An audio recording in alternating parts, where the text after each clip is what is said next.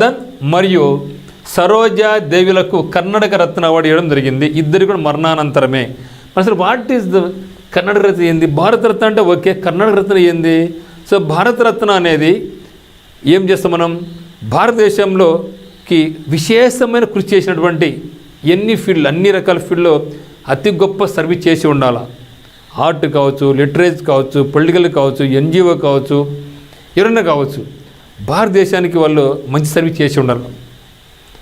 మరి ఓన్లీ భారతీయులుగా కాకుండా విదేశాల వరకు కొన్ని ఇస్తున్నాం మనం, కానీ ఎక్కువ ఇచ్చినంత వరకు భారతీయులకు మాత్రం ఇవ్వడం జరుగుతుంది. అదేమి highest civilian award in India, భారతదేశంలో అత్యంత పౌర పురస్కారం ఏది అంటే భారతరత్న.